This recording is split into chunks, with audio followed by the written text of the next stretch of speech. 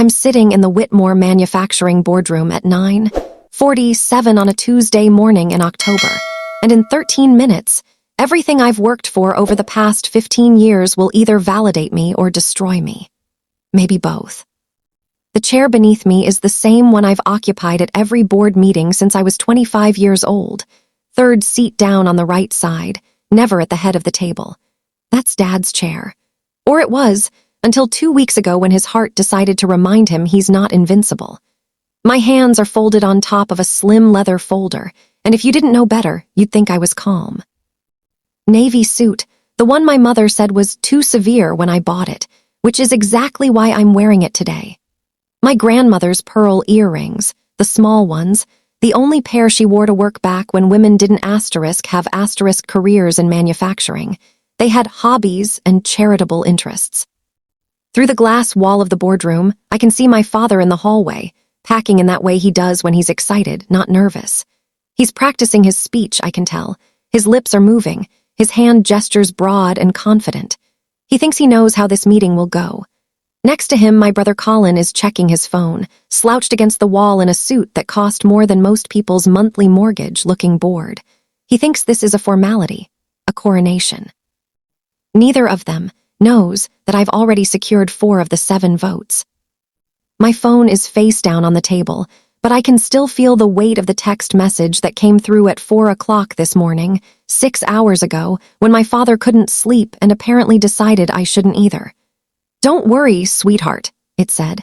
"I've made sure the company will stay in the family. Colin's ready." The company will stay in the family. As if I'm not family. As if 15 years of my life, my expertise, my 60-hour weeks and missed vacations and skipped promotions don't count because I had the poor judgment to be born female. I take a slow breath, in for 4 counts, hold for 4, out for 6. It's a technique I learned from a therapist I started seeing 3 months ago, right around the time I admitted to myself that I was allowed to be angry. That anger wasn't the same as being a bad daughter. The folder in front of me contains 15 years of performance data. Operational improvements, margin increases, crisis management documentation. Every number sourced. Every claim auditable. I've had 3 lawyers review it, not because I don't trust my own work. I'm a better attorney than most of the people my father has on retainer, but because I needed to be sure. You don't get a second chance at a moment like this. Diane Hartwell walks in, and the energy in the room shifts immediately. She's 70, silver-haired, a former Fortune 500 CFO who joined our board 3 years ago when we were restructuring after Colin's disastrous market expansion nearly bankrupted us. She's wearing gray and pearls and an expression that gives away absolutely nothing. "Let's begin," she says, setting her leather portfolio on the table with a decisive asterisk thunk. "We have a slate of candidates to consider for Chief Executive Officer."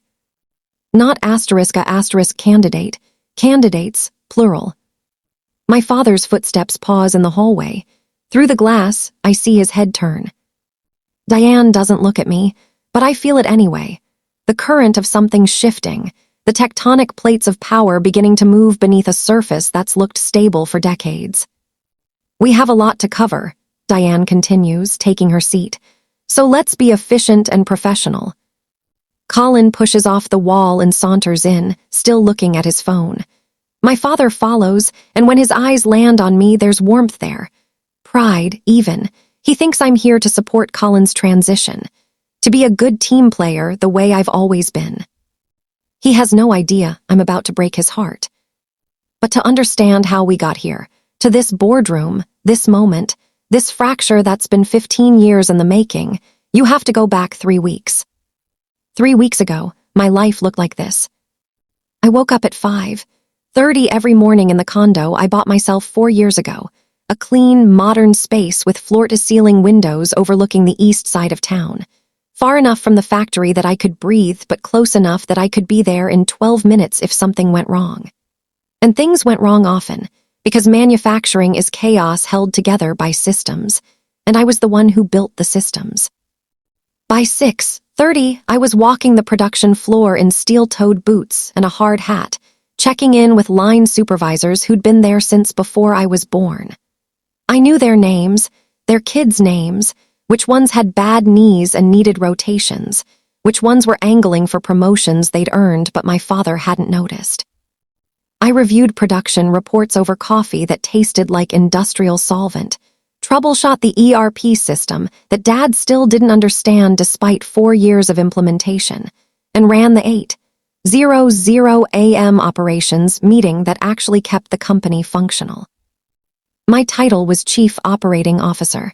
I did the work of a CEO. My father did the vision: golf games with clients, speeches at industry association dinners, handshake deals that I'd later have to translate into actual contracts because handshakes don't hold up in court.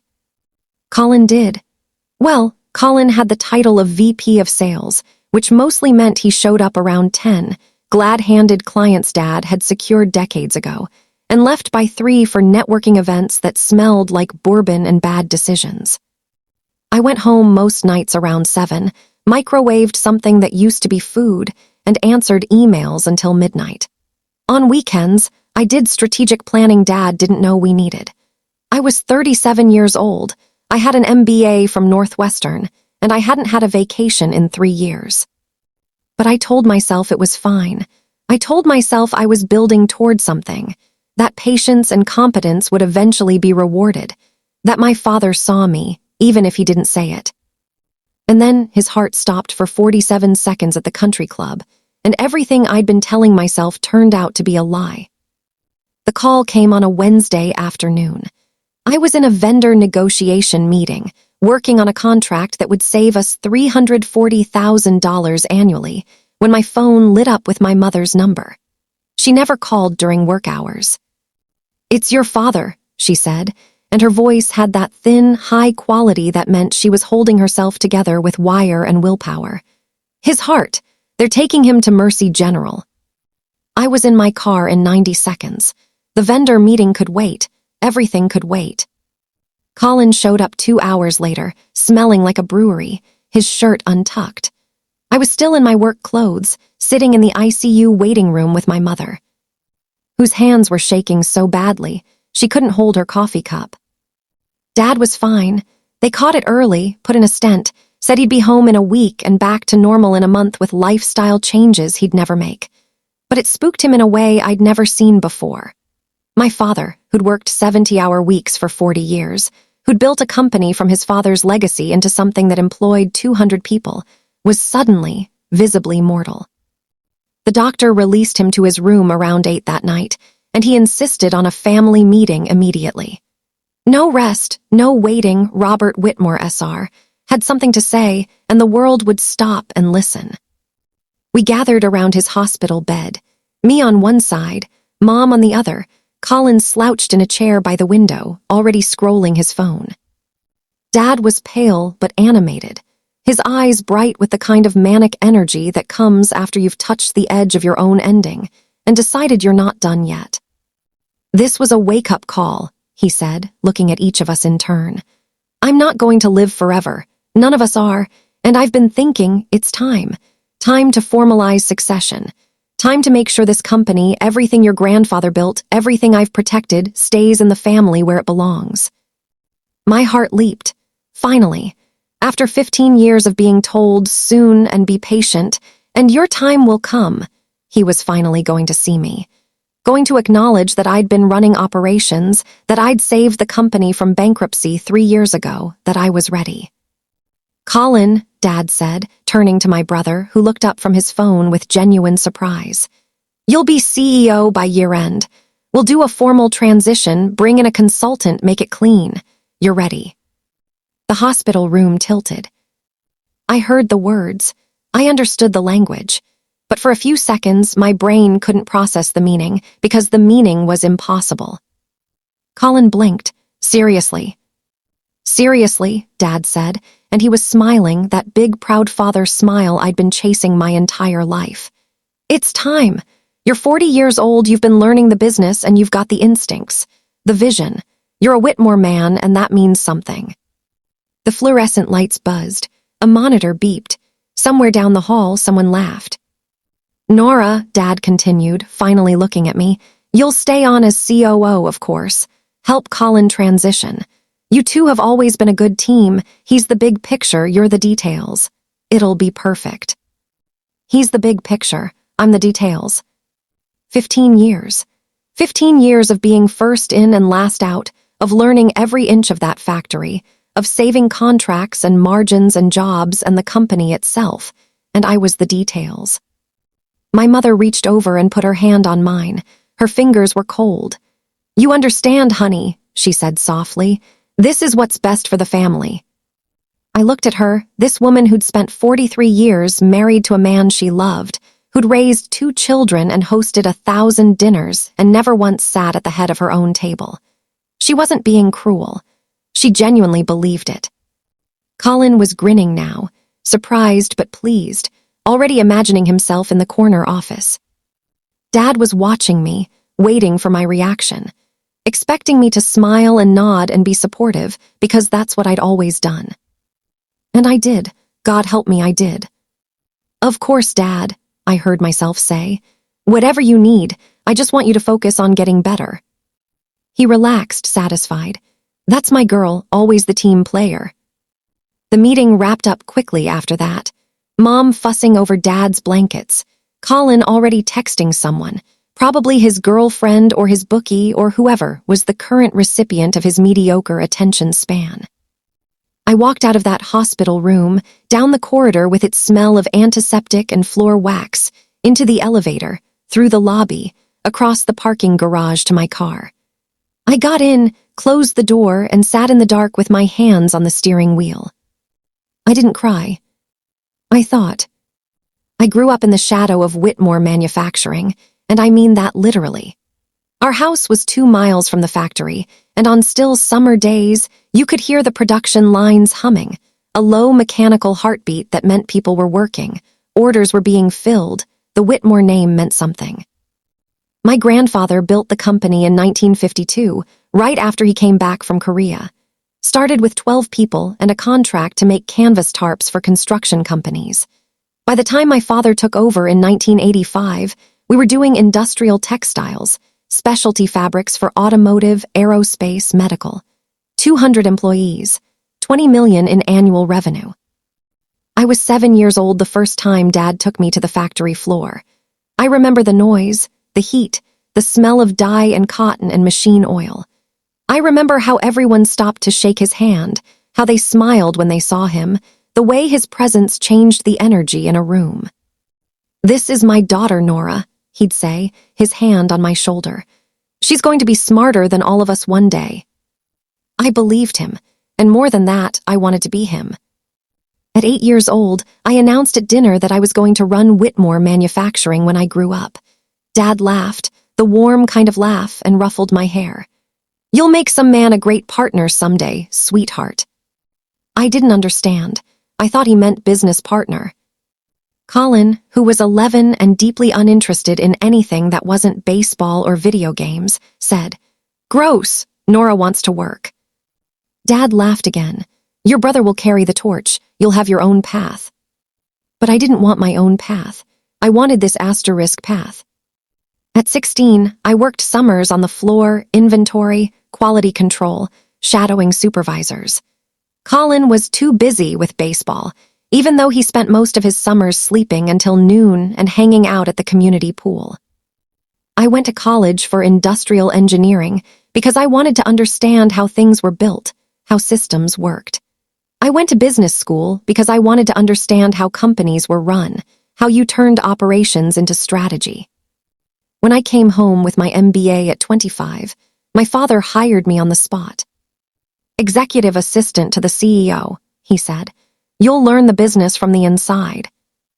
I thought it was a stepping stone. Colin, who'd barely graduated with a communications degree and spent 2 years bartending in Charlotte, was made VP of sales at 27. I was competent. I was careful. I fixed problems before they became crises. I renegotiated a supplier contract that saved us $3 million.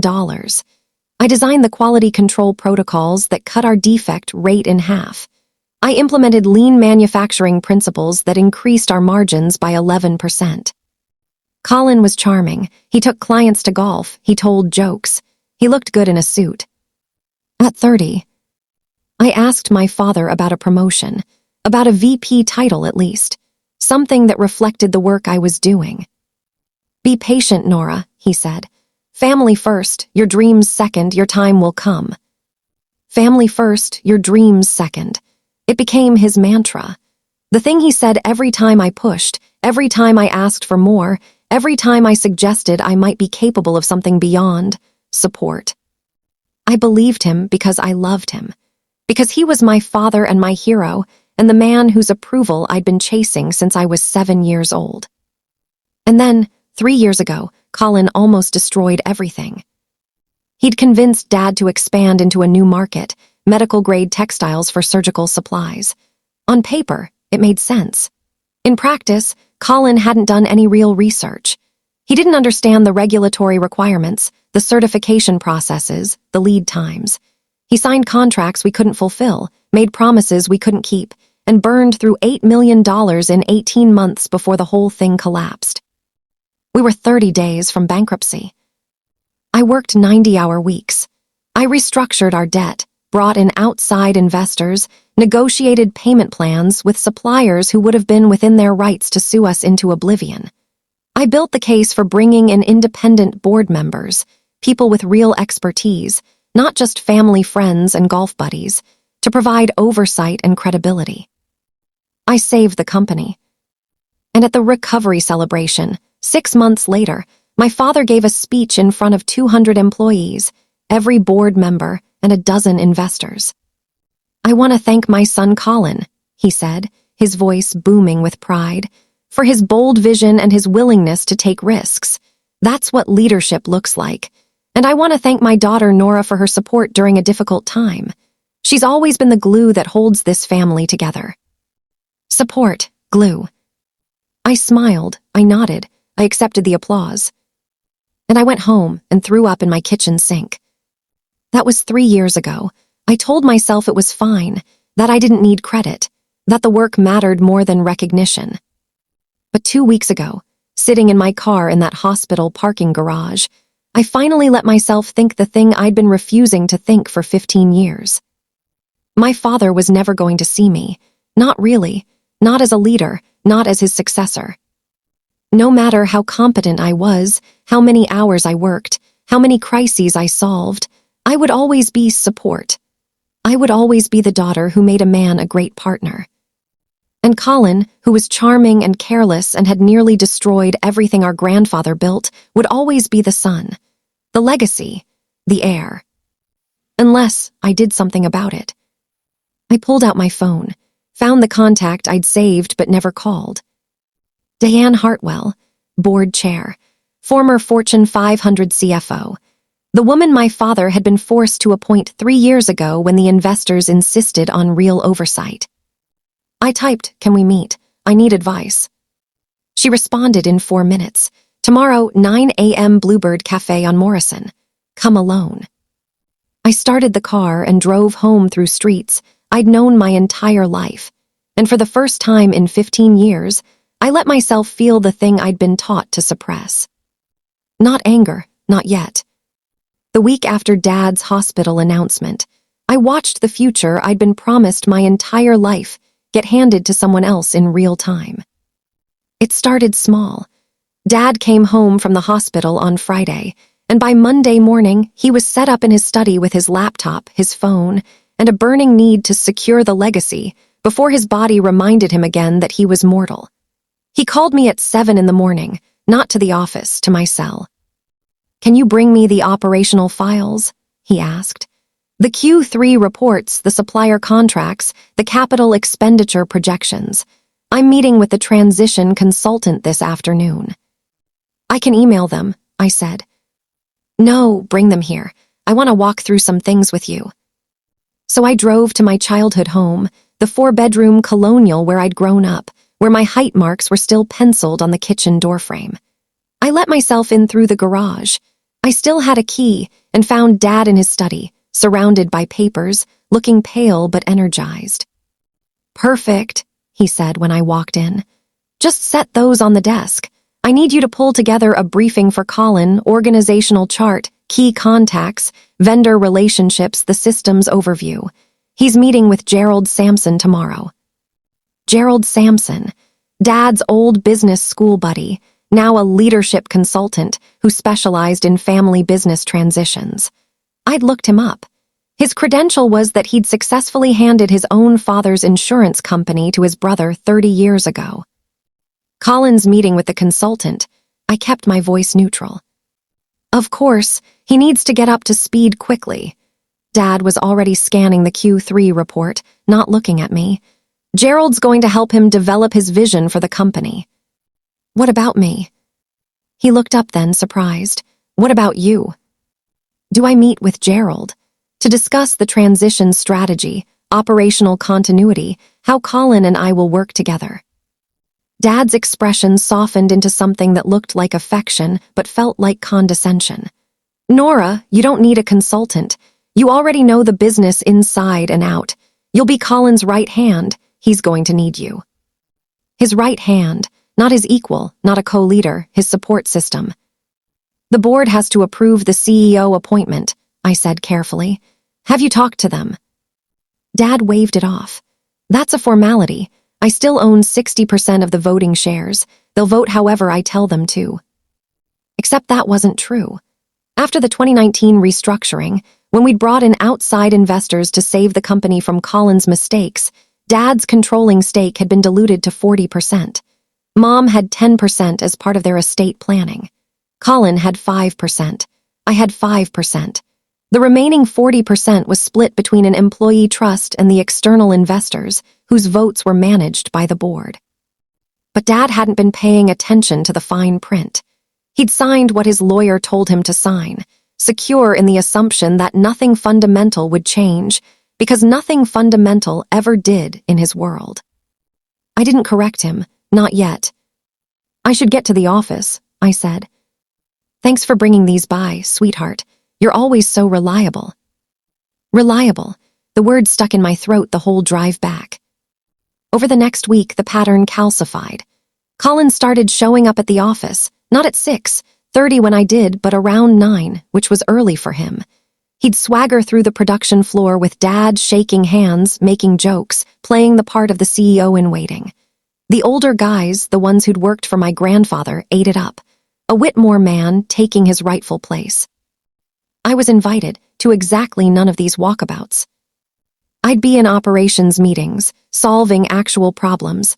A delayed shipment, an equipment malfunction, a client complaint, and Colin would stick his head in. Hey, Nora, Dad wants you to pull together the employee org chart for my transition briefing. Also, can you put together some kind of executive summary thing? Gerald says I need to understand the operational landscape. He said it like he was ordering lunch. I'm in a meeting. Yeah, but this is important. Dad said you'd handle it. He left before I could respond. At a family dinner that Sunday, Mom insisted, said we needed to celebrate Dad's recovery and the exciting changes ahead. I sat at the same dining room table where I'd done my homework and announced my childhood dreams, and listened to Colin and Dad talk about their vision for the company. I'm thinking we need to modernize the brand, Colin said, gesturing with his wine glass. Get younger, hipper, maybe bring in a marketing firm, do a whole rebrand. We'd rebranded 4 years ago. It cost $200,000, and I'd managed the entire project. What's the strategic goal? I asked. Are we targeting a different customer segment, or is this aesthetic? Colin shrugged. It's about perception, looking like an industry leader. We are an industry leader. We have the highest quality ratings in 3 product categories and the best on-time delivery record in the region. But do we look like it? He grinned at Dad. That's the difference between operations and leadership, right? Operations is making the trains run. Leadership is deciding where the tracks go. Dad actually nodded. That's good, son. Did Gerald tell you that? My mother caught my eye across the table and gave me a look that said don't. Don't argue. Don't make waves. Keep the peace. I smiled and passed the potatoes. But that night, after I got home, I did something I hadn't done in 6 months. I logged into the company email account I'd set up during the restructuring, an administrative account with broad access that I'd used for compliance audits. I'd kept it active but dormant, a habit from my legal training. Always maintain access to information. I pulled up Colin's sent folder. And there it was. An email thread between Colin, Dad, and an attorney named Garrett HSU. Subject line: Ownership restructuring confidential. My hands went cold as I read. Marcus, per our conversation, I've drafted a preliminary resolution for the board to consider.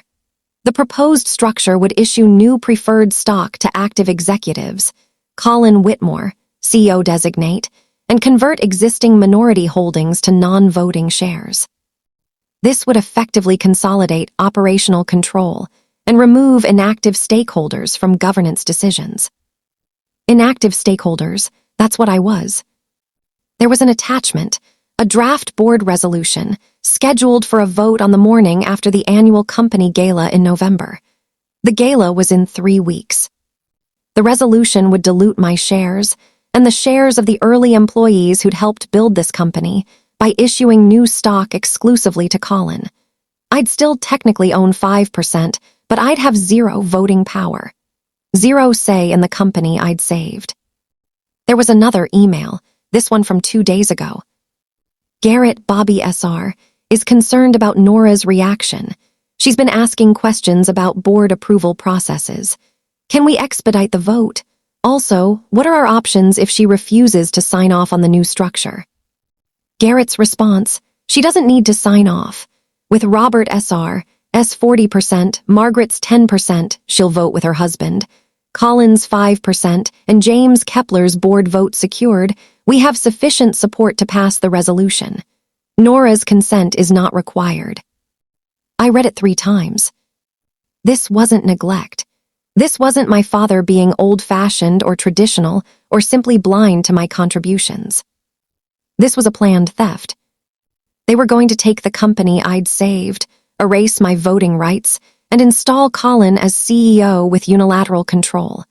And they were doing it deliberately, with legal counsel, with a timeline, with a strategy. I looked at the timestamp. The email had been sent at 4:47 p.m. today.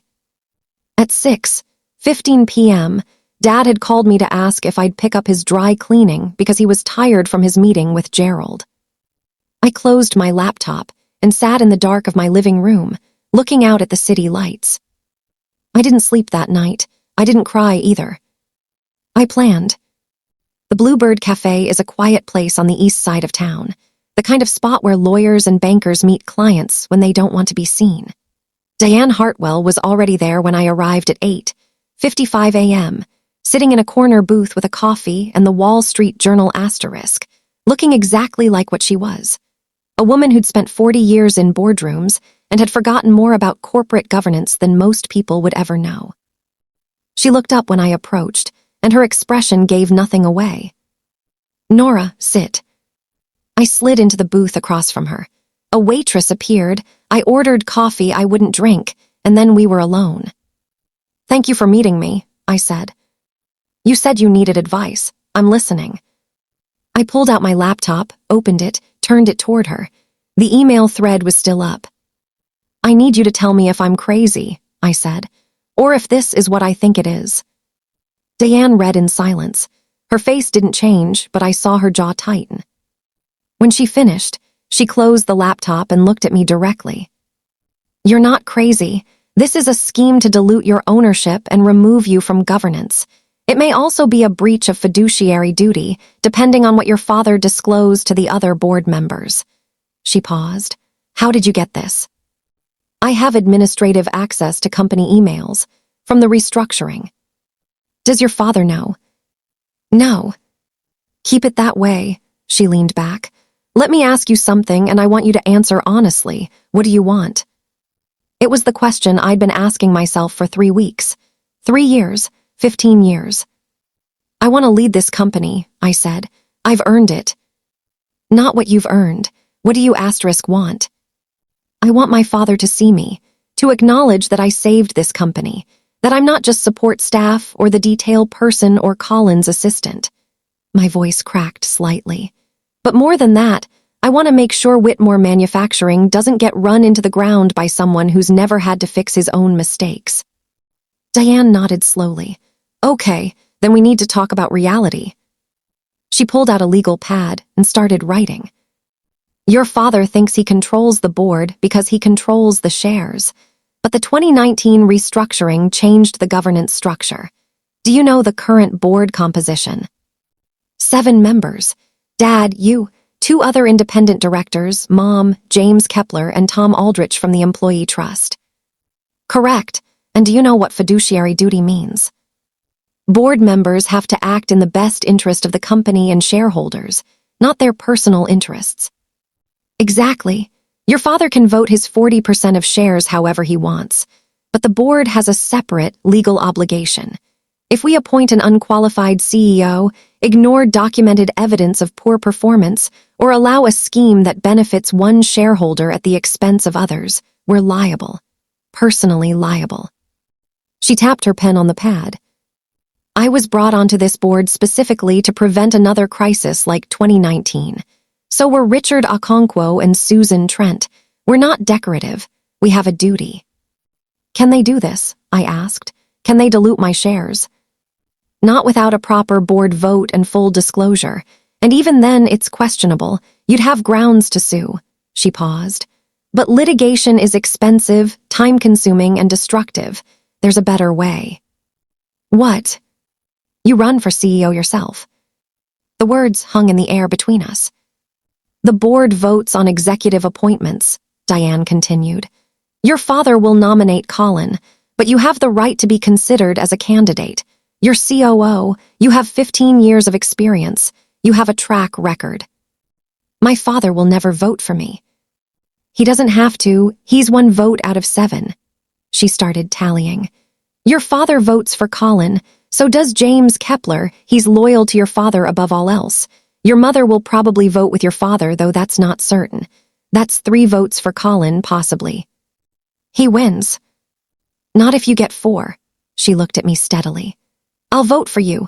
I've read every board report for 3 years. I know who's been running this company, and it's not Colin. Richard Okonkwo is an operations expert. If you present a solid plan, he'll vote on merit. Susan Trent is a former CEO who cares about results over sentiment. And Tom Aldrich represents the employees. Who do you think they trust more, you or Colin? You think I can win? I think you can make a case. Whether you win depends on how well you make it. She slid the legal pad across the table. But you need to understand what you're risking. If you do this, you're going against your father publicly. Family dynamics will never be the same. Are you prepared for that? I thought about the hospital room.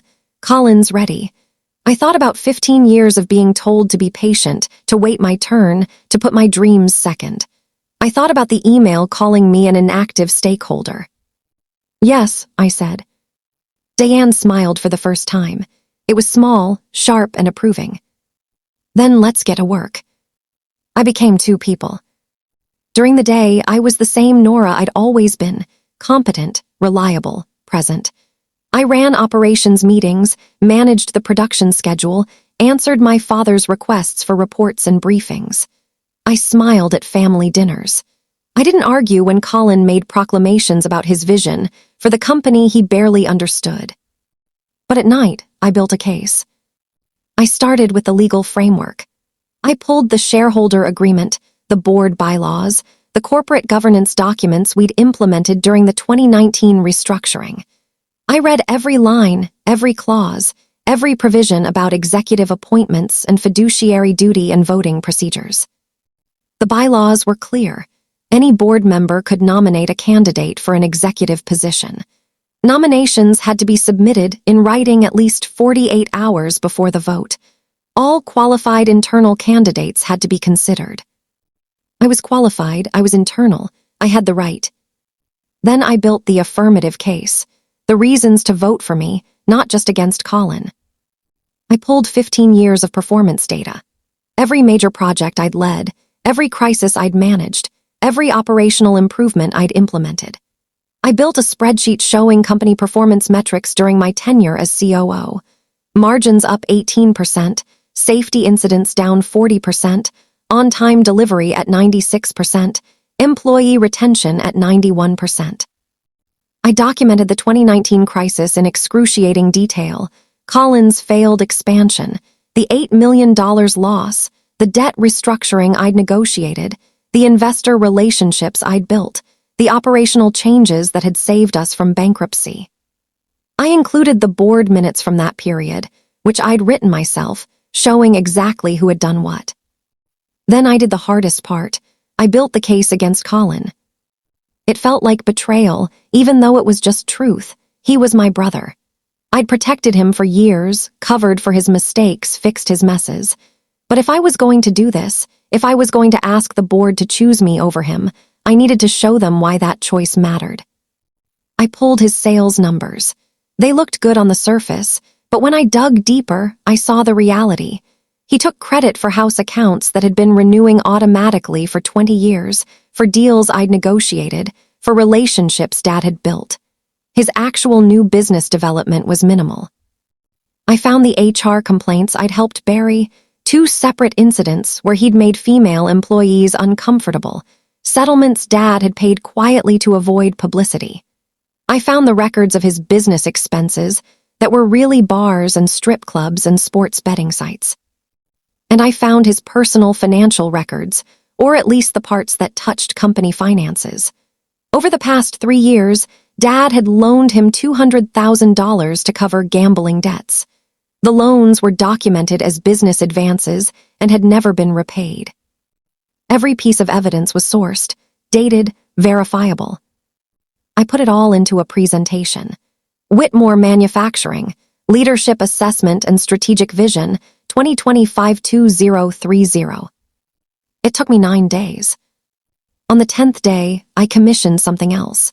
I called our HR director, Patricia Chen, someone I'd hired 4 years ago and who reported directly to me. "I need you to do something quietly," I said. "Commission a third-party employee engagement survey, anonymous. Standard questions about leadership, trust, company direction. Can you have it done in a week?" "Of course. Can I ask why?" "Due diligence. I want to understand how people really feel about where we're headed." The results came back 6 days later. 73% of employees said they trusted me to lead the company. 41% said the same about Colin. When asked, if there were a change in leadership, how would it affect your decision to stay with Whitmore?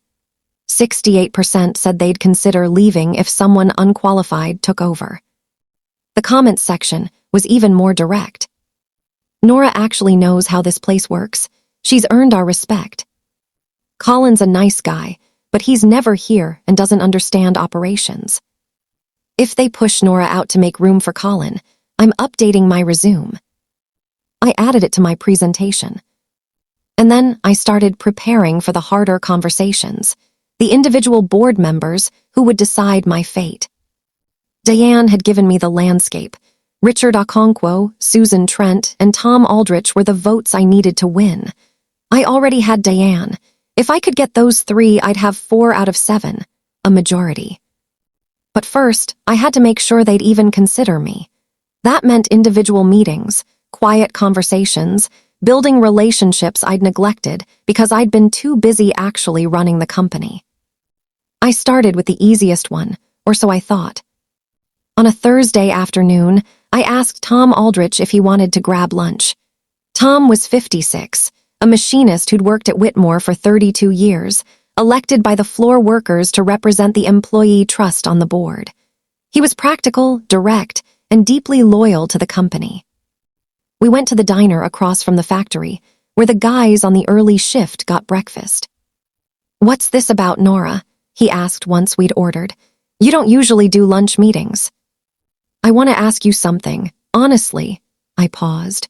"When Dad steps down and Colin becomes CEO, what do you think happens to this company?" Tom was quiet for a long moment. "You want the real answer or the polite one?" "Real. I think Colin's a good kid, but he doesn't know what he doesn't know, and I think the guys on the floor are worried." He met my eyes. "You want to know what they say when you're not around? They say you're the one who keeps the lights on. That if it was up to Colin, half of us would have been laid off 3 years ago to cover his screw-up. They said that. Nora, you walk the floor at 6:30 every morning. You know their names. When Eddie's kid was sick last year, you made sure his insurance covered the specialist. When we had that equipment failure in June, you were in coveralls helping us troubleshoot at 2 in the morning. He shook his head. Colin shows up for the Christmas party. The board's voting on succession soon, I said carefully. If there were another candidate, someone with operational experience, would the floor want that person considered? Tom looked at me for a long moment. Then he smiled, slow and knowing. You're going for it. I haven't decided. Bullshit, you've decided. You just wanted to know if you'd have backing. He leaned forward. Here's what I'll tell you.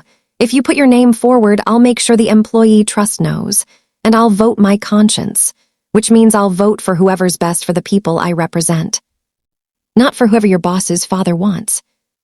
My boss is the company, not the family, and the company needs someone who shows up. It wasn't a commitment, but it was a door opening. I left that lunch and went straight to my next meeting. Richard Okonkwo had made his career optimizing manufacturing operations for mid-size companies. He'd done 2 turnarounds, served on a dozen boards, and had a reputation for being ruthlessly data-driven.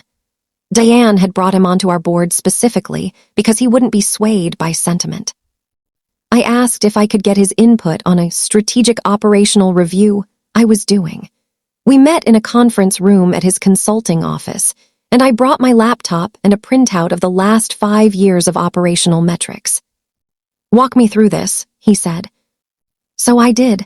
I showed him the efficiency improvements, the margin expansion, the quality control protocols, the automation pilots I'd been running quietly to test feasibility before scaling. I showed him the vendor relationships I'd renegotiated, the client retention rates, the safety record. This is impressive work, he said when I finished. Whose initiative was this, your father's?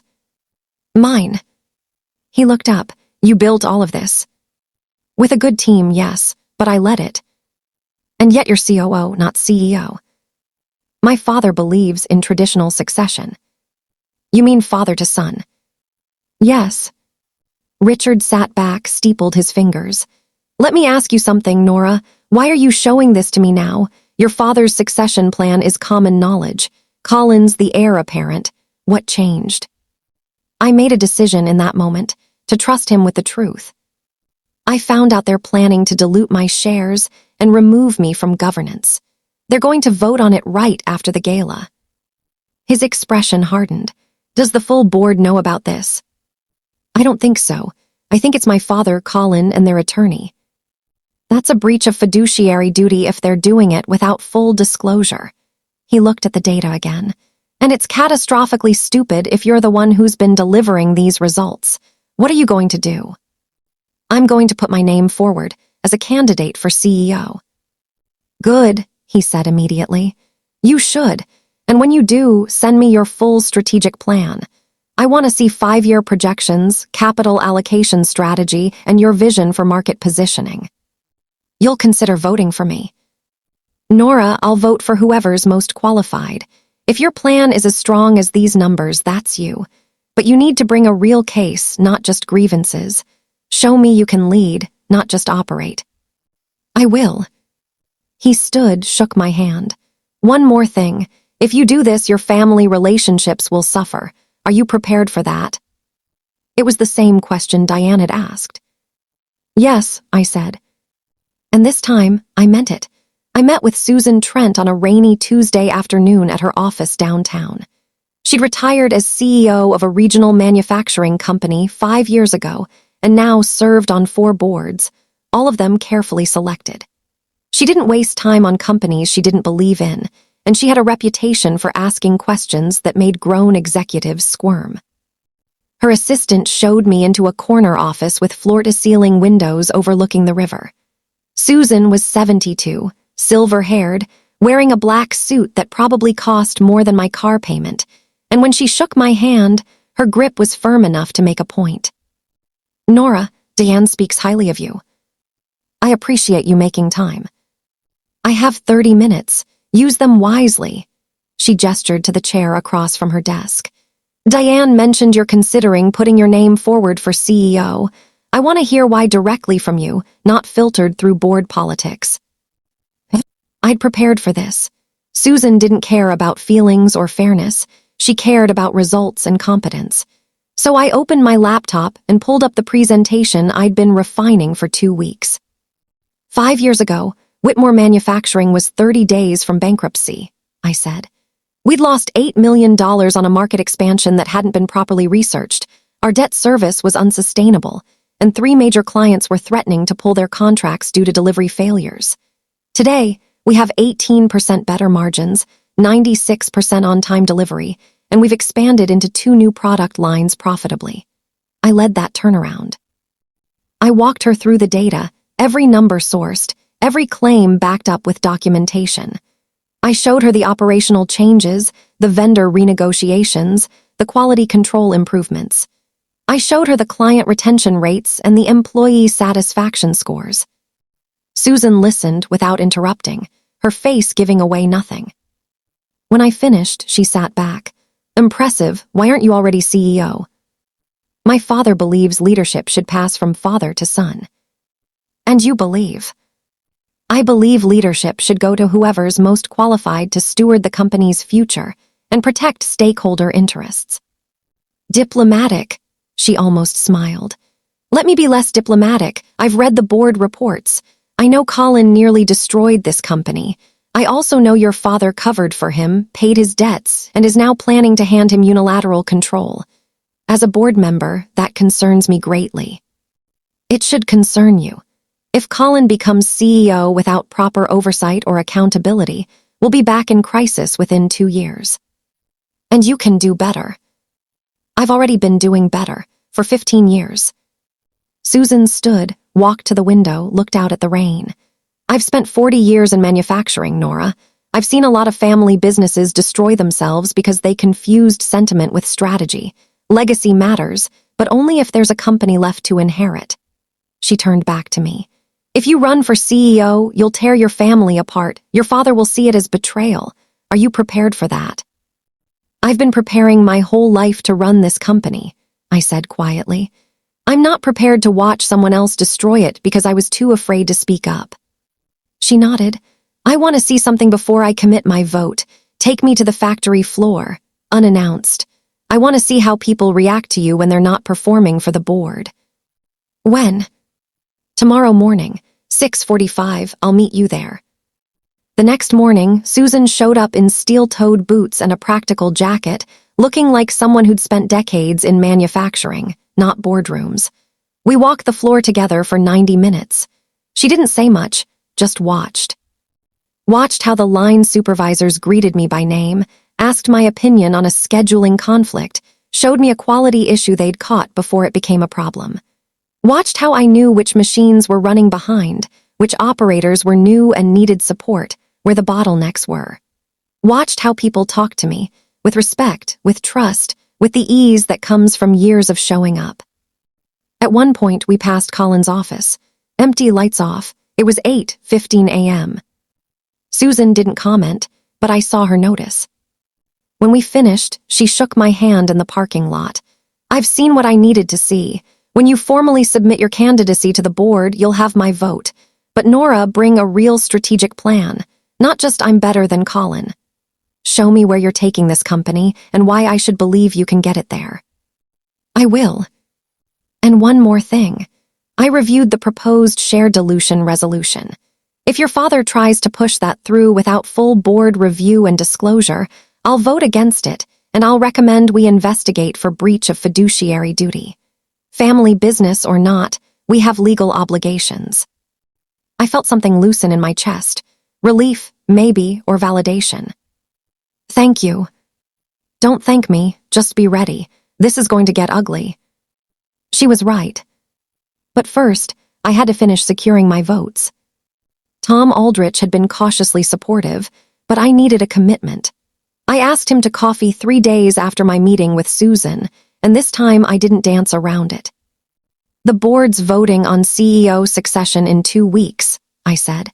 My father's nominating Colin. I'm putting my name forward as a candidate. If it comes to a vote, will you support me?" Tom stirred his coffee slowly. "You know I like you, Nora, respect you, but the guys I represent, some of them have been here since your grandfather ran the place. They're loyal to your dad. They believe in the Whitmore name." "I am a Whitmore." "You know what I mean." "Say it plainly, Tom." He sighed. "They believe in the son carrying on what the father built. It's traditional. It's what they understand. And when Colin runs the company into the ground again, when he makes decisions based on ego instead of data, and people lose their jobs because of it, will tradition pay their mortgages? That's not fair." "It's completely fair. 3 years ago, Colin's bold vision nearly cost 200 people their livelihoods. I'm the one who saved those jobs. I'm the one who renegotiated contracts and restructured debt and worked 90-hour weeks so that the guys on the floor could keep feeding their families." My voice was harder than I intended. "I'm not asking you to choose me over my father. I'm asking you to choose competence over sentiment." Tom was quiet for a long moment. Then, "Let me talk to some people. The employees I represent, I need to know what they actually want, not what I think they want. That's all I'm asking." 4 days later, he called me. I talked to 32 people across all 3 shifts, gave them the scenario. Hypothetically, if there were a choice between Colin and you for CEO, what would they want? You know what I heard. "Tell me." 27 said you, 3 said Colin, 2 said they didn't care as long as the company stayed stable. He paused. "Nora, the people on the floor trust you. They see you. Maybe your father doesn't, but they do. So yeah, you've got my vote. And I'll make sure the employee trust knows I'm voting for the candidate who's actually been showing up." That made 4. Diane, Richard, Susan, Tom. 4 out of 7. A majority. I had the votes. Now, I just had to make sure I kept them. Diane helped me finalize the mechanics. We met at her office late one evening, and she walked me through the process with the precision of someone who'd navigated dozens of board fights. "Here's what's going to happen," she said, pulling out a legal pad. "Your father has called an emergency board meeting for October 24th at 9:00 a.m., the day after the company gala. The stated purpose is to vote on CEO succession. He's already told James Kepler, and probably your mother, that it's a formality, that Colin's appointment is a done deal. Can I submit my own nomination?" "Not only can you must. Board bylaws require it. Any qualified internal candidate can be nominated by any board member. I'll nominate you, which makes it official. But here's the strategy. We don't tell your father until the meeting starts." "Why?" "Because if he knows in advance, he'll try to postpone or pressure the other board members or create some procedural obstacle. If we wait until the meeting is called to order, he can't stop it without looking like he's afraid of a fair comparison." She laid out the timeline. 48 hours before the meeting, Diane would submit my nomination in writing to the board secretary, as required by bylaws. Technically public record, but buried in procedural documents most people didn't read. Morning of the meeting, both candidates, Colin and me, would be invited to present our vision for the company.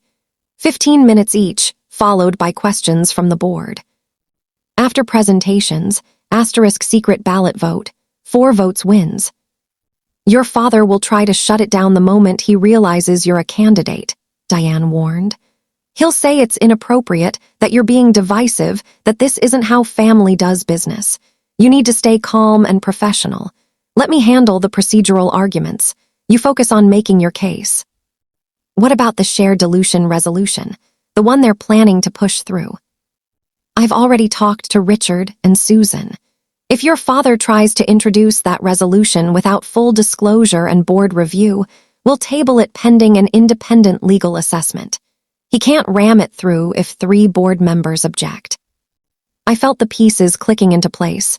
The strategy, the votes, the timing. It was real. It was happening. What are the risks? I asked. Diane didn't sugarcoat it. Your father will be humiliated in front of the board. Your brother will be rejected publicly. Your family will fracture, possibly permanently. Even if you win the vote, you'll be managing a company where the former CEO and 40% shareholder resents you." She paused. "And there's a chance you lose. Your mother is unpredictable. If she votes with your father out of loyalty or fear of conflict, it's 4-3 for Colin. Tom could get cold feet. Richard, or Susan, could decide it's not worth the family drama. But you think I can win. I think you've built a strong case. Whether it's strong enough depends on how you present it and how Colin falls apart." I spent the next week refining my presentation until it was airtight. 5-year strategic plan, capital allocation priorities, market expansion opportunities, automation roadmap that protected jobs while increasing efficiency, sustainability initiatives that would attract the next generation of clients, financial projections, conservative but ambitious, organizational restructuring to reward merit and develop leadership pipeline. 30 slides, 15 minutes, every word practiced. I also prepared for the questions I knew were coming. Why now? Because the company is at an inflection point, and the next 5 years will determine whether we grow or stagnate.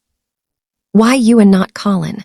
Because I've been doing the job already, and the results speak for themselves. How will you handle the family conflict? I'll separate personal relationships from professional responsibilities, the way any CEO must. What if your father undermines you? The board has fiduciary duties that supersede family preference. I trust you to uphold them. I practiced in front of my bathroom mirror, in my car, during my morning runs. I recorded myself and watched for nervous tics, weak phrasing, anywhere I sounded defensive instead of confident. By the time I was done, I could deliver the presentation in my sleep. But I also prepared a second document, a resignation letter. If I lost, if the board voted for Colin despite everything, I wasn't staying.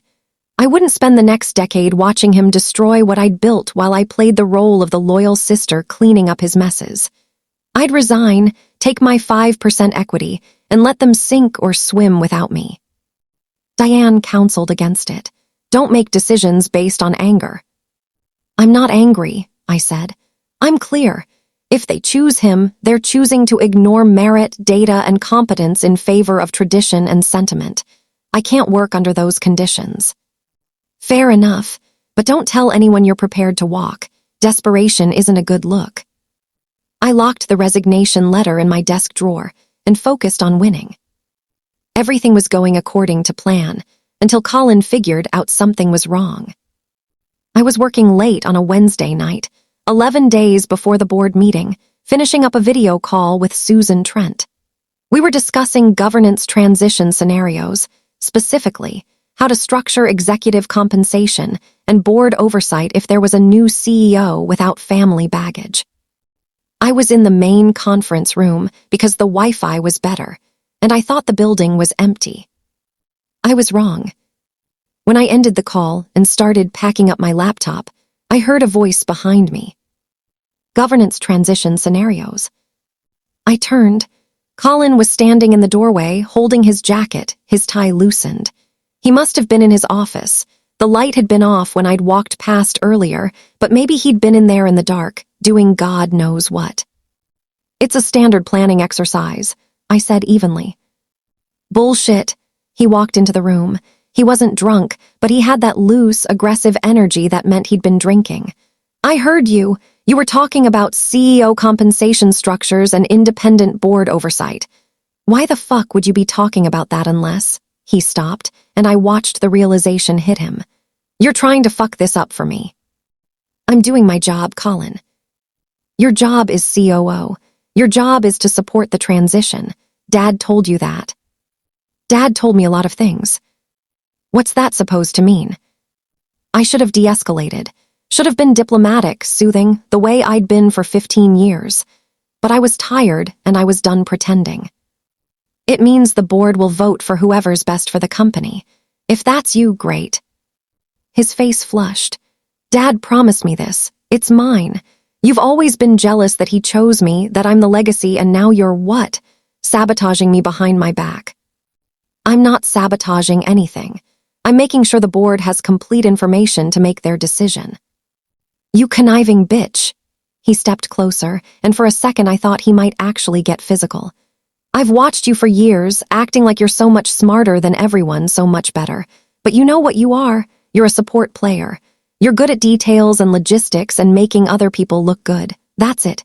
You don't have vision, you don't have leadership presence. I'm the one who saved this company, when your vision nearly bankrupted us. The words were out before I could stop them.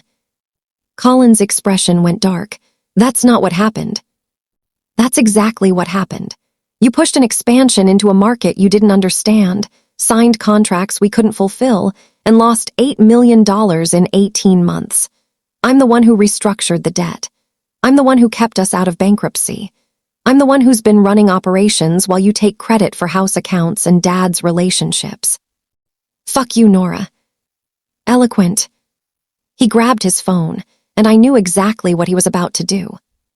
Call Dad, I said.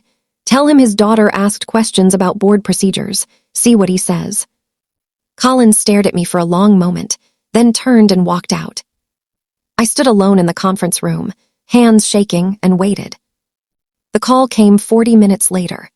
I was home by then, having driven through rain that matched my mood, and when I saw Dad on my caller ID at 10:17 p.m., I knew what was coming. Nora, we need to talk. Come to the house, now. Dad, it's late. Now. I drove back across town to my childhood home for the second time that day. The porch light was on. My father was waiting in his study, still dressed despite the hour, and when I walked in, his expression was colder than I'd ever seen it. Sit down. I sat. Colin called me. He said you've been politicking with the board, meeting with members privately, talking about governance structures and CEO transitions.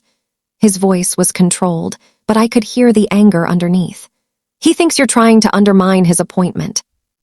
I've been answering questions board members asked me about operational planning. Don't lie to me, Nora. Are you trying to position yourself as a candidate? The moment hung there. I could deny it, deflect, buy myself more time, or I could tell the truth. The board asked me about succession planning, I said carefully. I answered honestly. They wanted to know what I thought would be best for the company's future. And you told them what? That Colin isn't qualified, that your own brother shouldn't lead the company your grandfather built. I told them the truth, that operational continuity and strategic leadership require specific experience and demonstrated competence. His jaw tightened. This is family, Nora. Family first. That's what we do. That's what has always mattered. Your dreams come second to family unity. We don't betray each other for ambition. There it was, the phrase that had defined my entire adult life. Family first, your dreams second. I'd heard it when I'd asked about promotions, when I'd questioned why Colin got opportunities I didn't, when I'd suggested I might want to lead someday. Always the same refrain. Family unity mattered more than individual ambition. Loyalty mattered more than fairness. And I'd believed it, because I'd loved him and trusted him and wanted his approval more than I'd wanted anything else. But sitting in that study, looking at my father's face, angry that I dared to want something he'd promised someone else, something inside me snapped. Not broke, clarified. What if my dream is the legacy, Dad? He blinked. What? You keep saying family first, dreams second. But what if leading this company isn't just my dream? What if it's the best thing for the family legacy? What if choosing Colin because he's a man instead of choosing the most qualified leader is what betrays grandfather's work? Colin is qualified. Colin nearly destroyed this company. I saved it. Those are facts, not opinions. You will not speak about your brother that way. Why not? Because it's disloyal. Or because it's true and you don't want to admit you've been enabling his incompetence for years. My father stood up. That's enough. You will not undermine this transition. The board vote is a formality. I've already secured the support. Colin will be CEO and you will be his COO, and if you can't accept that with grace, then maybe you don't belong at this company at all. The threat was clear. Stay in line or get out. For 15 years, that threat would have worked. I would have backed down, apologized, swallowed my ambition, and played the role he'd assigned me. Not anymore. I stood up. The board will vote for who they think is best for the company. That's their fiduciary duty. And if you try to force a vote without considering qualified candidates, you're breaching that duty. You're not a candidate, Nora. Your support staff who's gotten too big for her britches. The dismissal in his voice, the utter certainty that I was less than, that I would always be less than, crystallized everything. I wasn't going to win his approval. I wasn't going to make him see me the way I needed to be seen. No amount of competence or loyalty or sacrifice would ever be enough, because the problem wasn't my performance. The problem was that I wasn't his son. "I'll see you at the board meeting," I said quietly. "Nora." I walked out. Drove home through streets blurred by rain and tears I wouldn't let fall until I was alone. And when I got to my condo, I didn't collapse. I didn't call Deanne or my mother or anyone else. I sat at my kitchen table, opened my laptop, and reviewed my presentation one more time. If my father wanted a fight, he'd get one. But it would be fair, documented, and governed by rules that didn't care whose daughter I was. The final week before the board meeting was surreal. At the office, my father barely spoke to me. He'd communicate through his assistant, Mr. Whitmore needs the Q3 financials. As if we hadn't shared a home for 18 years, as if I hadn't spent my entire adult life trying to earn his pride. Colin started acting like the CEO transition was already complete. He sent a company-wide email announcing exciting changes ahead and scheduled meetings with the marketing team to discuss a rebrand I hadn't budgeted for. He told one of our senior line supervisors that he was thinking about bringing in outside management consultants to improve efficiency. The supervisor, a 30-year veteran, came to me quietly to ask if he should be worried about layoffs. "No," I told him, "nothing's been decided yet." But I could see the anxiety spreading. Colin's premature victory lap was destabilizing the very people whose trust and stability kept the company running. Meanwhile, my father was working his own strategy. He scheduled an informal lunch with James Kepler and my mother, his guaranteed votes, to discuss the transition and make sure everyone was aligned. He also tried to schedule a call with Diane. She declined politely. "Robert, I don't think it's appropriate for us to discuss board votes outside of formal meetings. I'll see you on the 24th. He wasn't used to being told no, especially by people he thought he controlled. 4 days before the meeting, I got a text from my mother. "Can we talk? Just us." We met at her favorite cafe, a quiet place near the botanical gardens where she went to read. She was waiting when I arrived, looking smaller somehow, older. The past few weeks had been hard on her, caught between her husband and her daughter, between tradition and truth. "Your father's very upset," she said after we'd ordered. "I know. He feels betrayed. He thinks you're choosing ambition over family." "I'm choosing competence over sentiment, Mom. There's a difference." She twisted her napkin. "Nora, I know you've worked hard. I know you're brilliant at what you do, but can't you just let this go? Support Colin. Keep the peace. It's what's expected." Expected by who? By the family, by tradition. And what about what's best for the company, for the 200 people who work there, for grandfather's actual legacy, not just the fantasy of it? "Colin's not as bad as you think. Mom, 3 years ago he nearly bankrupted us. I worked 90-hour weeks to save the company while he was out drinking and gambling. Dad paid off $200,000 of his debts. Those are facts." She looked away. "I know Colin has made mistakes, but he's trying, and he's family. So am I.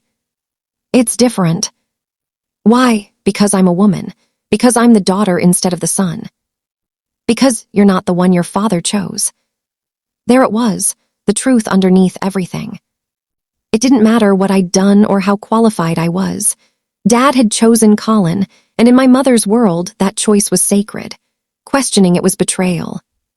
"I'm going to put my name forward as a candidate," I said quietly. "The board will vote. If they choose Colin, I'll accept it. But I'm not going to step aside without making my case." "Nora, please." I've spent 15 years being patient, Mom, waiting my turn, putting family first and my dreams second. And where has it gotten me? I'm still support staff. I'm still the one expected to sacrifice so someone less qualified can have what I've earned. Her eyes filled with tears. I don't want to lose either of you.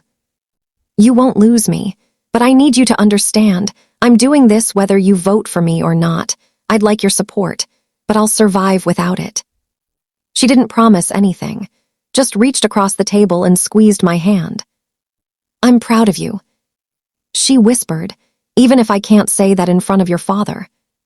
It wasn't a vote, but it was something. The night before the board meeting, I didn't sleep. I tried, went to bed at 10, turned off my phone, did all the things you're supposed to do. But at midnight, I was still staring at the ceiling, running through my presentation, imagining everything that could go wrong. At 1:00 a.m., I gave up, made coffee, and sat at my kitchen table with my grandmother's photo. She'd died when I was 23, before I joined the company, but she'd worked at Whitmore Manufacturing in the 1950s when women didn't work. They had jobs until they got married. She'd been the office manager, the one who actually ran things while my grandfather got the credit. In the photo, she was young, maybe 30, standing in front of the original factory. She was wearing a simple dress and sensible shoes, and she was smiling, but there was something in her eyes, a sharpness, a knowing. She told me something 2 weeks before she died. I'd been home from college, uncertain about law school, worried I wasn't smart enough or tough enough.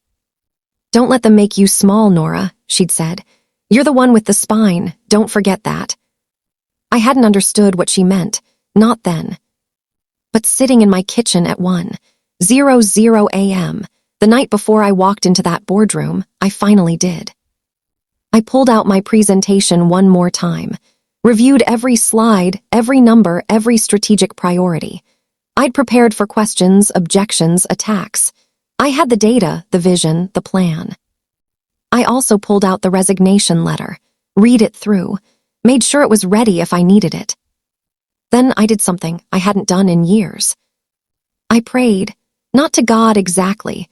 I wasn't sure what I believed anymore, but to my grandmother, to the universe, to whatever force governed justice and fairness, and the idea that competence should matter more than gender. Let me be enough, let the work speak, let them see me. At 3:00 a.m., I finally slept. At 6:00 a.m., my alarm went off. I showered, dressed in the navy suit my mother hated, put on my grandmother's pearls. Reviewed my notes one final time. At 8:30, I got a text from Diane. I've submitted your nomination. You're official. See you at 9:00. Stay calm and trust your preparation. At 8:45, I drove to the Whitmore Manufacturing headquarters for the last time as COO.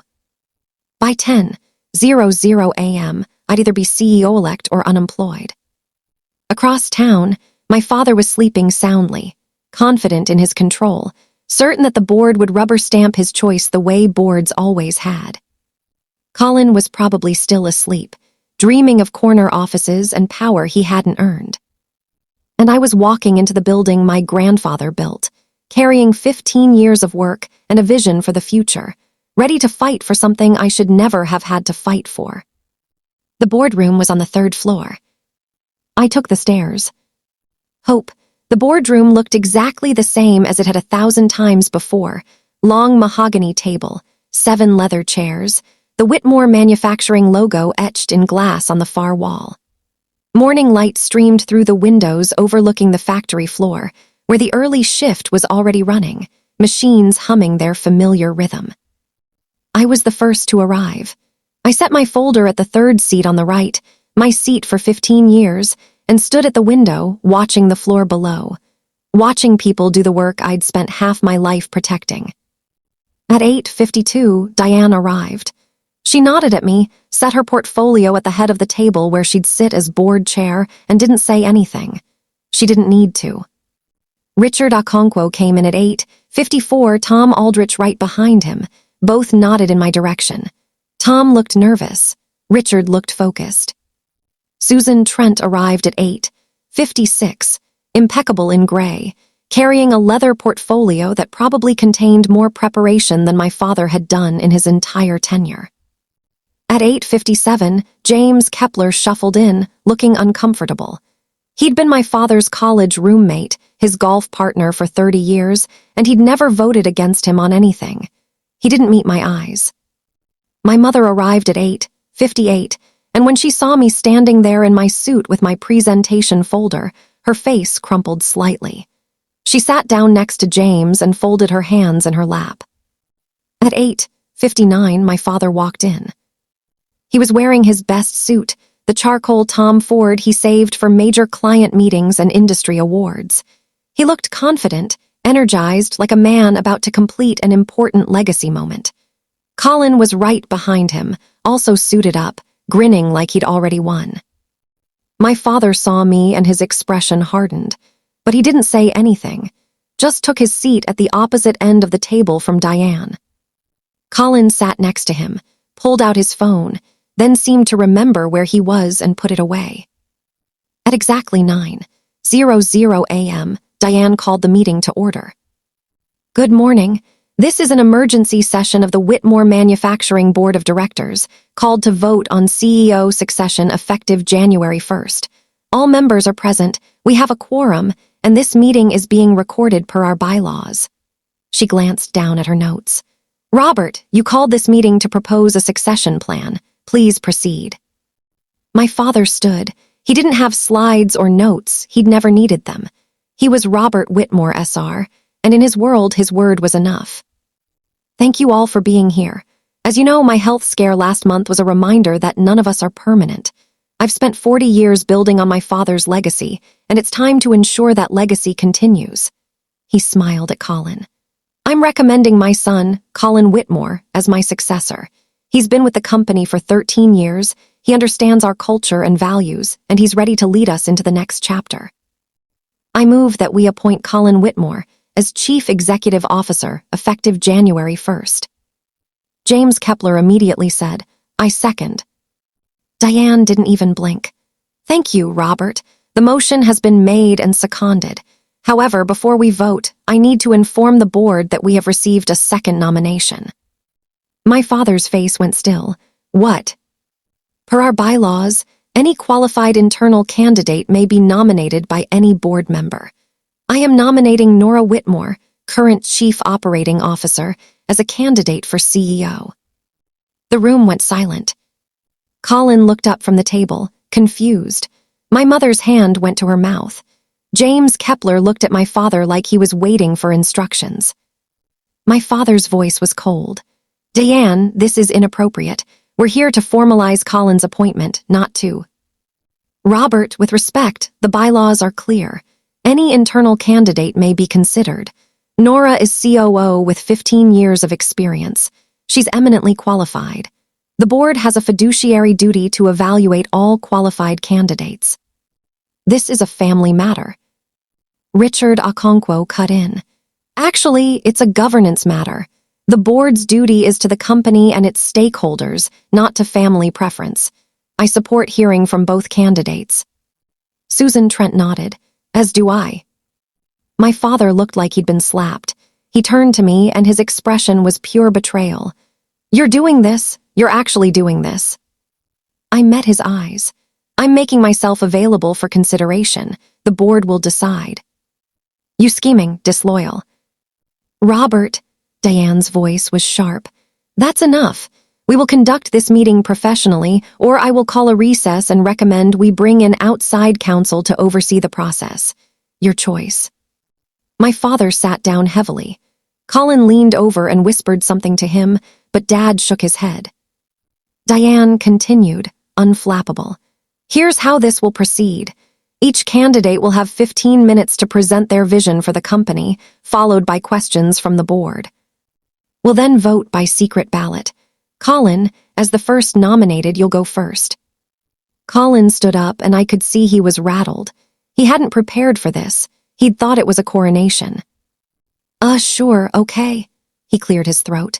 "So I've been thinking a lot about where Whitmore Manufacturing should go.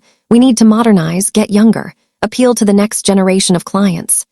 He was winging it, and it showed. I'm thinking we rebrand, maybe update our logo, get more active on social media, show people we're not just some old factory, we're innovative, forward-thinking. Susan Trent interrupted. What specific operational changes would support that brand positioning? Well, we'd probably bring in consultants, people who understand modern business. What's wrong with our current operations? Richard asked. Nothing's wrong, just we could be better, more efficient. How? Tom's voice was quiet but pointed. What would you change? Colin floundered. I'd have to assess that once I'm in the role, but I have a lot of ideas, bold ideas. My father always says leadership is about vision, not getting bogged down in details. Speaking of details, Susan said, can you walk us through your track record? Major projects you've led, results you've delivered. Colin's face flushed. I've been instrumental in client relationships. I've helped grow our sales pipeline. By what percentage? Richard asked. I don't have the exact numbers in front of me, but... What about the 2019 market expansion? Susan's voice was neutral, but the question was a scalpel. You led that initiative. What did you learn from it? That was a learning experience. We took a calculated risk. That lost $8 million and nearly bankrupted the company, Susan said. What specifically did you learn? Colin looked at my father for help. Dad's jaw was tight, but he didn't intervene. I learned that sometimes bold moves don't pan out, but you can't be afraid to take risks. Even if those risks threaten 200 jobs, Tom asked. That's not fair. It's a fair question, Diane said. How would you prevent a similar crisis in the future? Colin was drowning. I'd be more careful, do more research, listen to advisors. Which advisors? Richard pressed. My team, people I trust. It went on like that for another 8 minutes, Colin offering platitudes, the board asking for specifics he didn't have. He had no slides, no data, no strategic plan. He had charisma and confidence and absolutely nothing underneath it. When his 15 minutes were up, he looked relieved. Thank you, Colin, Diane said. Nora, you're up. I stood, clicked the remote, and my presentation appeared on the screen. Whitmore Manufacturing. Strategic Vision 2020-52030. I'd practiced this 100 times, but standing there with my father's eyes burning into me and my mother's hands trembling in her lap and Colin's confused resentment radiating across the table, I felt the full weight of what I was doing. I was breaking the family, defying my father, choosing myself over the peace I'd been taught to preserve at all costs. But I was also fighting for something bigger than family dynamics. I was fighting for the company my grandfather built, for the 200 people counting on competent leadership, for the principle that merit should matter more than gender. I took a breath and began. 15 years ago, I joined this company with an industrial engineering degree and an MBA. I've spent those 15 years learning every corner of this business: operations, finance, legal, client relations, supply chain, quality control. 5 years ago, when we were 30 days from bankruptcy, I led the turnaround that saved us. I clicked to the first slide. These are the results. I walked them through the data methodically. Operational performance, margins up 18%, safety incidents down 40%, on-time delivery at 96%, employee retention at 91%. Client satisfaction scores, quality ratings, financial stability. This didn't happen by accident. It happened because of systematic operational improvements, strategic vendor relationships, disciplined capital allocation, and a culture that rewards competence and accountability. I clicked to the strategic vision slides. Here's where I'll take us in the next 5 years. First, phased automation, not to eliminate jobs, but to redeploy our workforce into higher value roles while we compete with overseas manufacturers who are already automating. I've been piloting this on line 3 for 18 months. Results: 15% productivity increase, 0 layoffs, 3 operators retrained into technical roles with higher pay. Tom was leaning forward, listening. Second, sustainable textiles. The market is shifting toward environmental accountability. I've been developing relationships with 3 major retailers who want to source from certified sustainable manufacturers. This represents a $12 million revenue opportunity within 3 years. Susan was taking notes. Third, leadership development. We have talented people on the floor and in middle management who have never been given advancement opportunities. I want to build a pipeline that promotes from within based on merit, not tenure or relationships. I clicked to the organizational chart. Here's what that looks like. For 15 minutes, I presented a clear, data-backed, operationally sound vision for the company's future. I showed them I didn't just understand the business, I'd been running it, and I had a plan to make it stronger. When I finished, the room was quiet. Then Richard spoke. Walk me through the automation plan. How do you prevent the workforce from seeing this as a threat? I'd prepared for this. Transparency and retraining. We announced the plan with a commitment, no layoffs due to automation. Anyone displaced by technology gets first priority for retraining programs we'll fund. We've already started this on a pilot basis. Ask Tom about the Line 3 operators. Tom nodded. It's true. 3 guys who were worried about their jobs are now earning $4 more an hour doing technical maintenance. Susan asked about the sustainable textiles market. I had projections, client letters of intent, certification timelines. James Kepler, loyal to my father, tried to land a blow. This all sounds good on paper, Nora, but do you really think you have the leadership presence to command respect from clients? From the industry? This is still a relationship business, and I've been building those relationships for 15 years, I said calmly. I've renegotiated our 3 largest supplier contracts. I sit on 2 industry association boards. Our clients know me, trust me, and respect the work I do. The question isn't whether I can command respect. It's whether we want a CEO who earns respect through results or one who expects it because of his last name. My father flinched. My mother was crying silently. Colin looked like he wanted to disappear. Diane glanced at the clock. Any other questions for either candidate? Silence. Then we'll proceed to the vote. This will be by secret ballot. Each of you will write the name of your chosen candidate on the paper in front of you, fold it, and pass it to me. I'll count and announce the results. She distributed small slips of paper. The room was utterly silent, except for the sound of pens on paper, the rustle of folding. One by one, board members passed their ballots to Deanne. She unfolded each one slowly. Her face revealed nothing. When she'd counted all 7, she looked up. The vote is 4-3. Nora Whitmore is appointed Chief Executive Officer of Whitmore Manufacturing, effective January 1st. For a moment, nobody moved. Then Colin exploded. This is bullshit. He slammed his hand on the table. You just handed the company to someone who went behind our backs, who schemed and manipulated. Colin, Diane's voice was ice. The vote is complete. You can accept it with dignity or remove yourself from this room. Dad, you're not going to let this stand. But my father wasn't looking at Colin. He was looking at me. Not with anger, with something worse. Devastation. Betrayal. The look of a man who'd built his entire identity on being the patriarch, the decision-maker, the one whose word was law, and who'd just learned that the world didn't work that way anymore. You went behind my back, he said quietly. I went to the board, I said, like any candidate. I'm your father. And I'm the most qualified person in this room to lead this company. The board saw that. I'm sorry you couldn't. He stood slowly, like he'd aged a decade in the past hour. He looked at Diane, at Richard, at Susan, the 3 who'd voted against him. This is a mistake, he said. You'll regret this. Then he walked out without another word. Colin scrambled after him, shooting me a look of pure hatred as he went. My mother sat frozen, tears streaming down her face. She looked at me once, whispered, I'm sorry, though I couldn't tell who she was apologizing to, and followed her husband. The remaining board members sat in stunned silence. Finally, Diane spoke. Nora, congratulations. We'll formalize the transition timeline at our next meeting.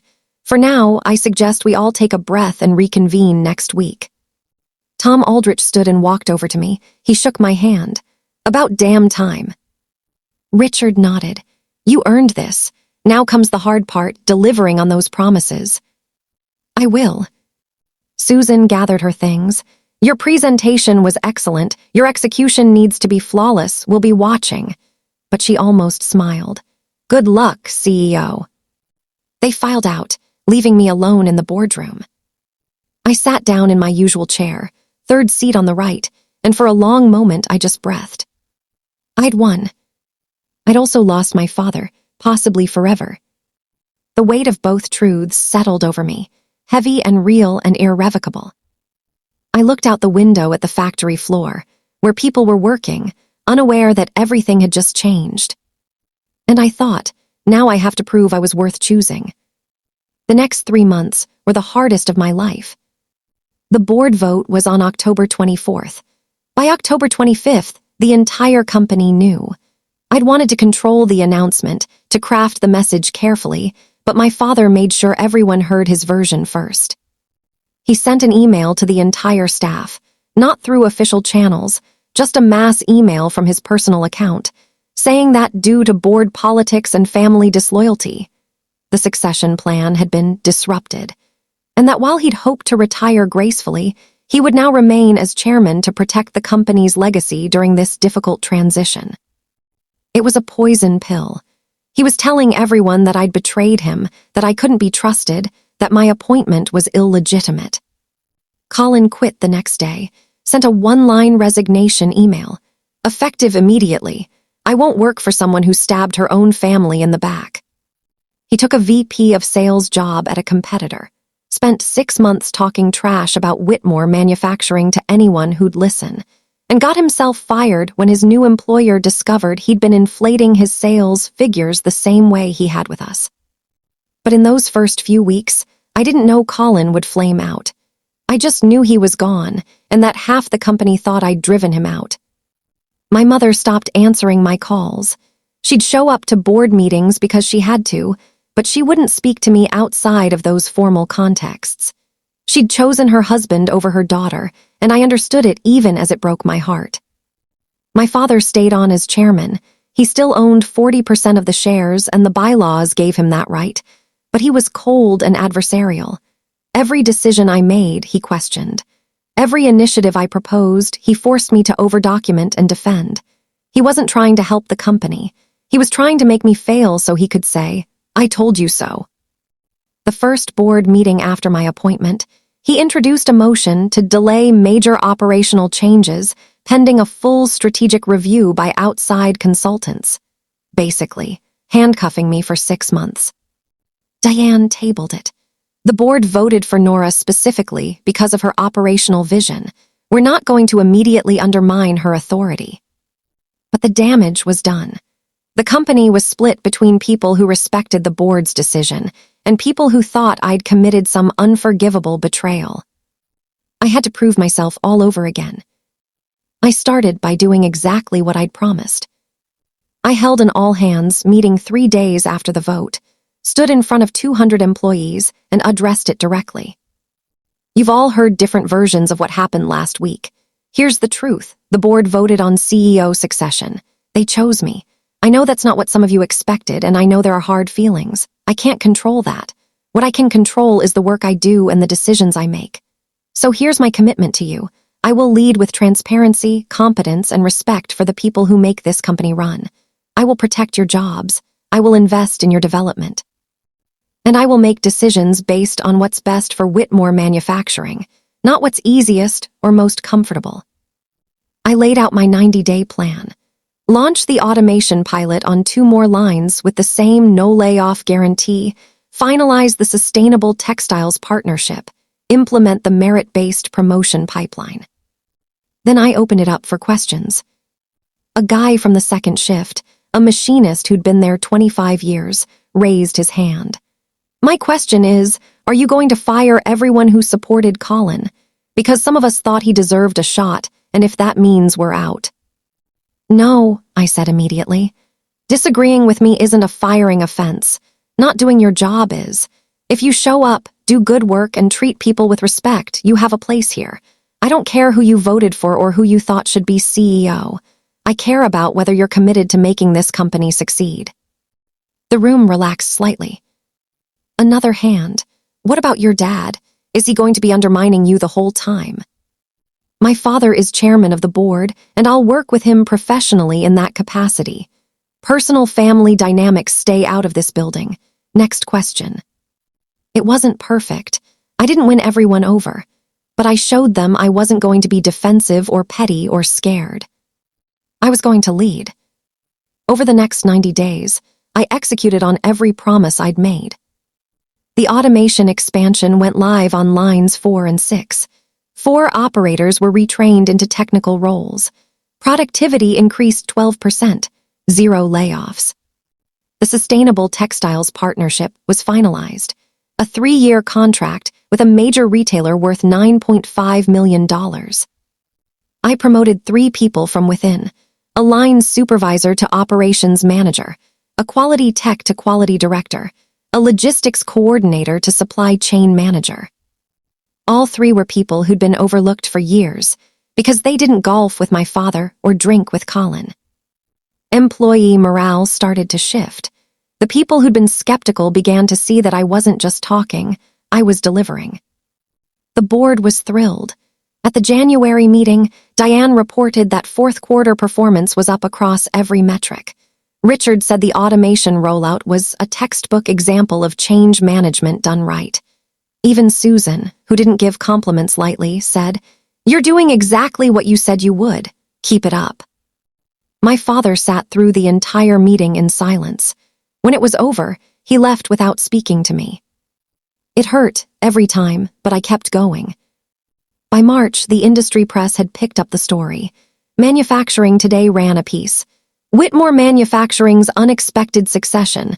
Daughter takes the reins after board vote." It was balanced, factual, and focused on the operational results I was delivering. By April, we'd been invited to speak on a panel at the National Manufacturing Leadership Summit about sustainable operations and workforce development. They wanted me specifically, the CEO who was proving you could automate and protect jobs at the same time. By June, the company had grown revenue by 22% year over year.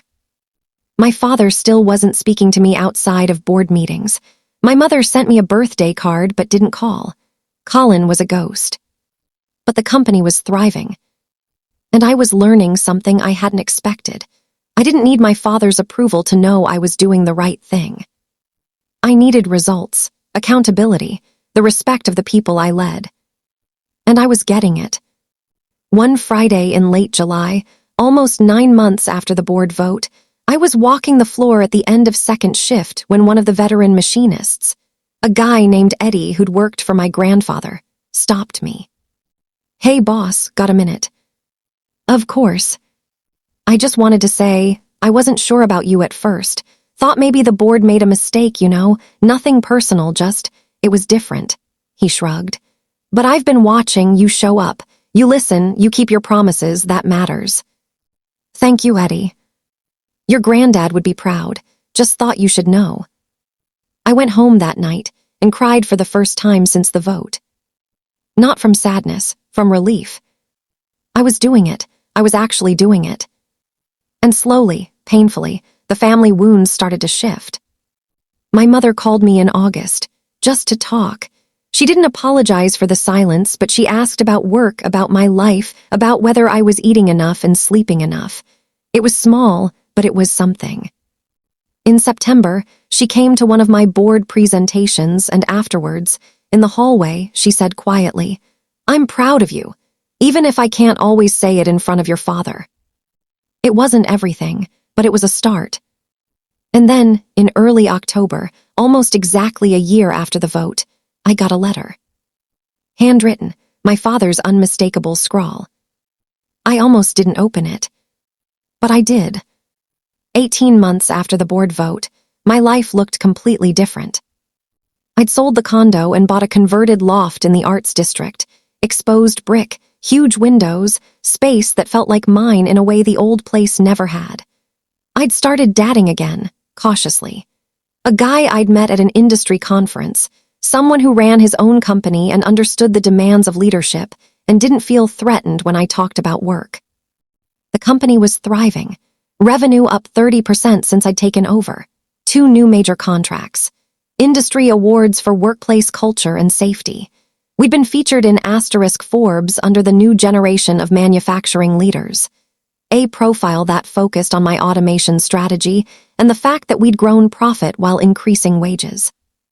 I'd hired a new chief operating officer, a woman named Patricia, 15 years my senior, who'd run operations for a Fortune 500 manufacturer and had more to teach me than I'd ever learned in business school. She was brilliant, no nonsense, and became a mentor in ways I hadn't expected. The leadership team I'd built was collaborative, competent, and committed to the company's mission, not their own egos. I'd also started therapy, real therapy, not just crisis management, working through why I'd allowed myself to be erased for so long, learning to set boundaries, learning that being loved and being respected weren't mutually exclusive, but that respect, self-respect especially, had to come first. My relationship with my mother had slowly healed. She came to Sunday dinners at my place now. We didn't talk about the vote or the family fracture, but we talked about other things. She'd started volunteering at a women's business incubator, helping female entrepreneurs navigate startup challenges. "I wish I'd done this 30 years ago," she'd told me once. Colin was irrelevant. Last I'd heard, he was working in sales for a mid-tier distributor somewhere in Texas. We hadn't spoken since he'd stormed out of the boardroom. I didn't wish him ill, but I didn't miss him either. The one wound that hadn't healed was my father. For a full year after the vote, we'd interacted only in board meetings. Professional, cold, transactional. He'd vote against most of my proposals on principle, even when they were obviously beneficial. He'd question my decisions, demand extra documentation, make it clear he thought the board had made a mistake.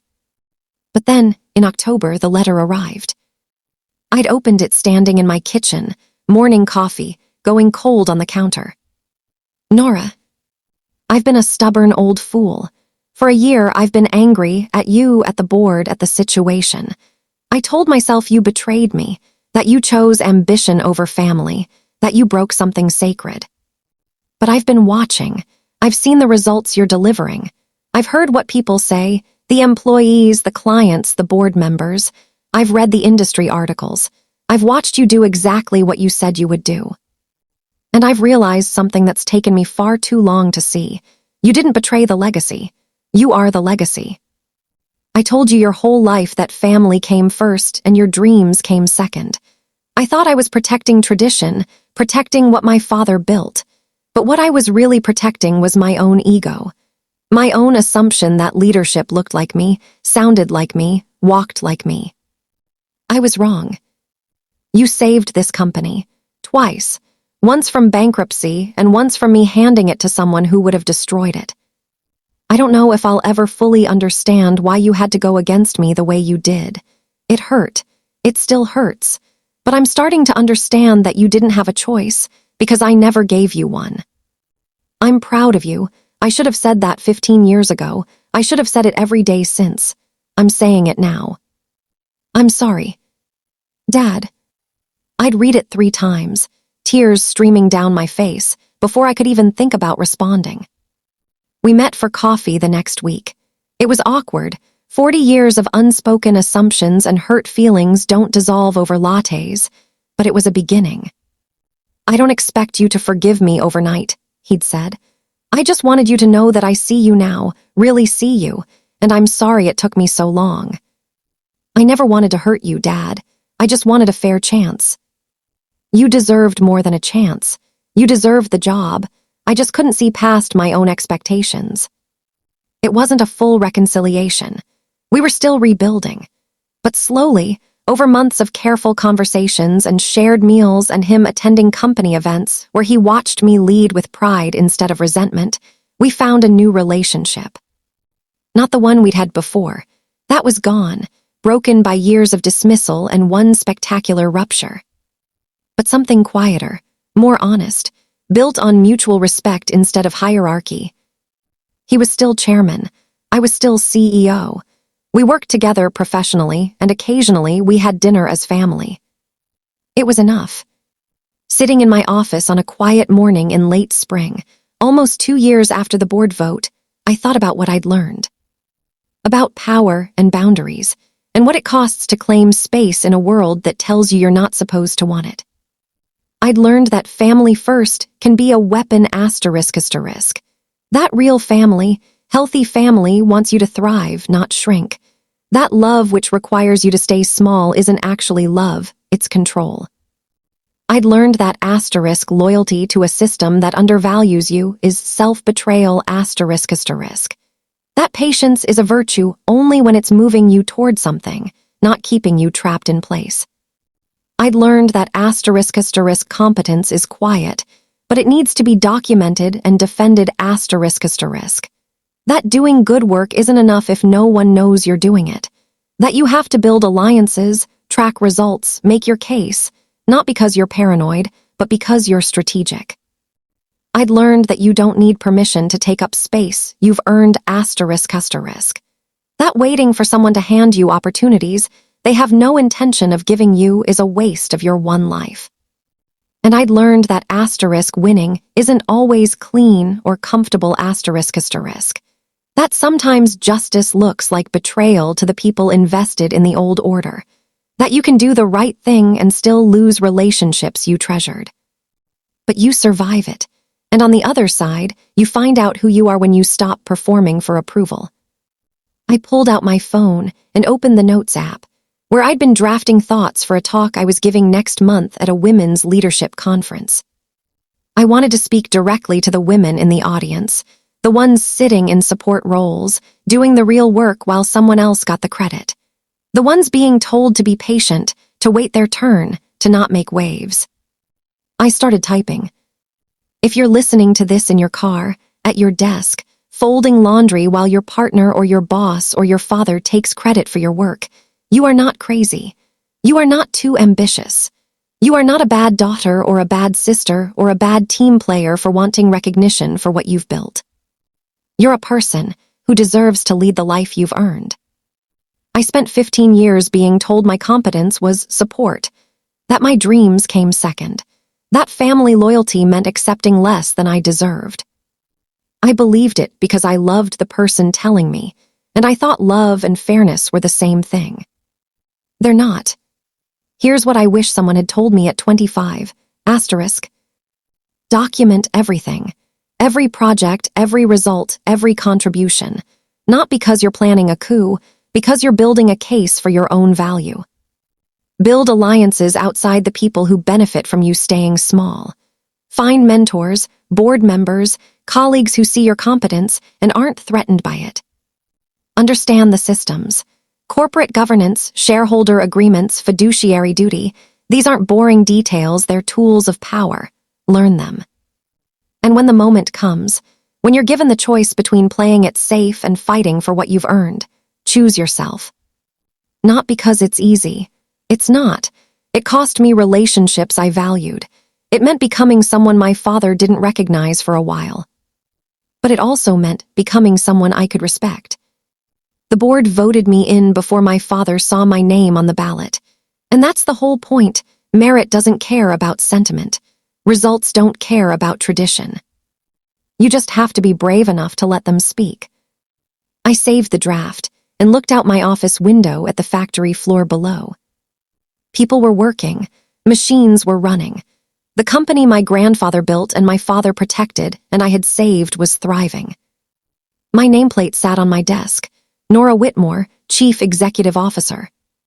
Family first, dreams first.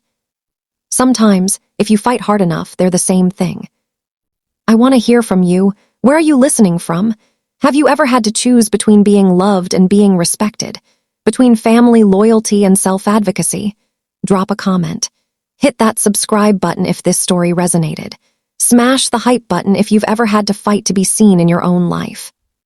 And remember, the board votes on results, not sentiment. Build the case, earn the votes, take the seat. You've already done the work. Now make sure the right people see your name.